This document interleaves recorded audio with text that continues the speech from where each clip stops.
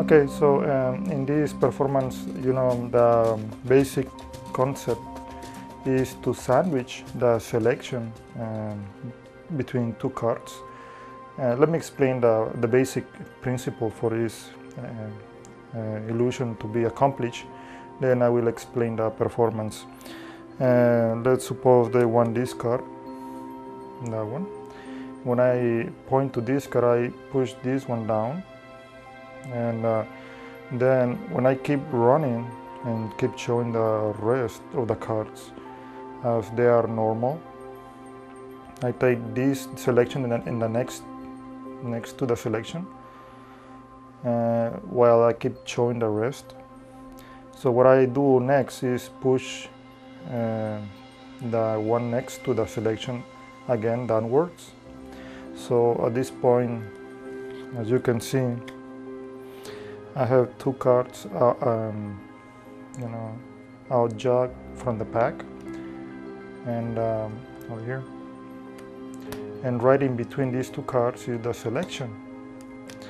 So that's how the basic principle for this illusion to work. Then by pushing these two cards, the selection goes right out. That's how it works. Now, how we can go from that to outjog those two cards without the spectator noticing it.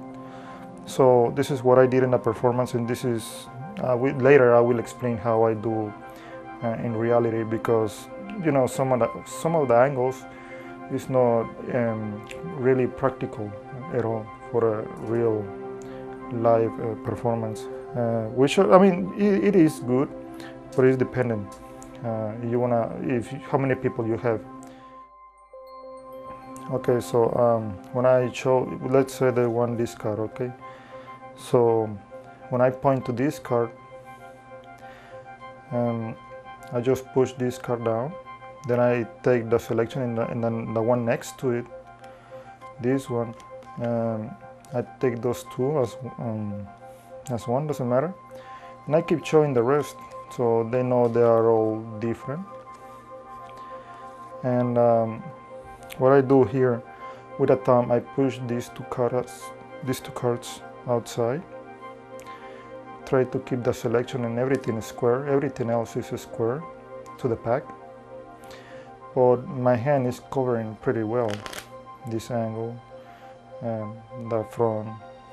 You cannot show the top and the side, this side over here. So usually I kick it to the side with a thumb, and so I can square from the back and from the front. Okay.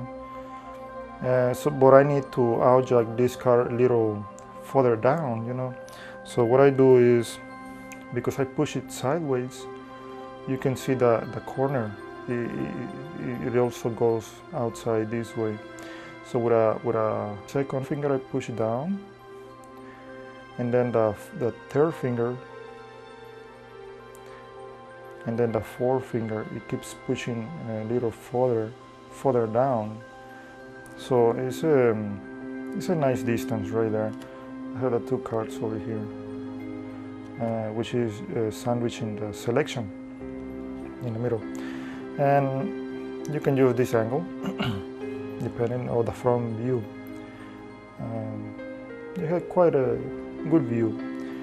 And then when I use this hand, the other hand, I pinch it really hard. So because the forefinger, when I tilt this card upward, my forefinger, it bends these two cards, so you can show the front, so they don't see what is going on at the bottom.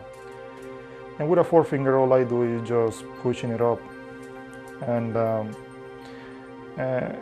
well, that's how I did it in the performance, and keep pushing it a little, keep pushing.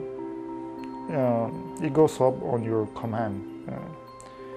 As far as you want, you can, but I don't tilt it too much, 45 degrees, or I don't put it straight up. Just like 25-30 degrees is okay. Okay. So when I bring this hand, okay, so what I do is with a third and a thumb, I'll jog a little more while I'm switching hand, and I bend it up. Okay. So I can put my forefinger over there, keep bending it, and I try to bring my left hand in this case as soon as possible to the front. I don't want to keep it too much in the back because it looks suspicious.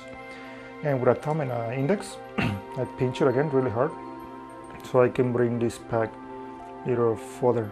Okay, like that. Okay. So from this view, they can see the bottom a little bit. Depending how low your hand. You can see through the hole. They don't see anything, which is an angle if you want to use it or not. But with a forefinger, I keep pushing up. In the selection can rise a little bit, a little more, outside the pack. And that's it. I mean, for a performance, basically it's just a sandwich in the selection. That's how it works. So some of the angles are really critical for as I would show in the performance, which I don't recommend, or I personally I don't take that risk. So what I do, I'll jack this card, and then they want this, let's say. And then I take 2 cards, and then I'll jack this card. Well, sandwiching again the selection and preparing from this view.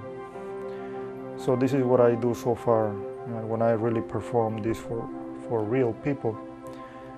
Sometimes I do this angle, but when I show, I just show like that, and then I don't try to raise it up. I just bring my hand over here and show this side right away, so my hand is blocking all these 2 cards. But of course, if the card goes, you try to raise it up, it's not going to produce the entire card as you see in the performance. It's just going to be about the half of the card, which is going to be good enough for the production. I mean, for the racing card. And also keep in mind the side, because if you go too much to the side, they can see these 2 cards in the side pinching the selection like that. So keep it square, keep the index finger in the middle, and they can go up quite high actually, and the selection will come up with no gimmicks at all.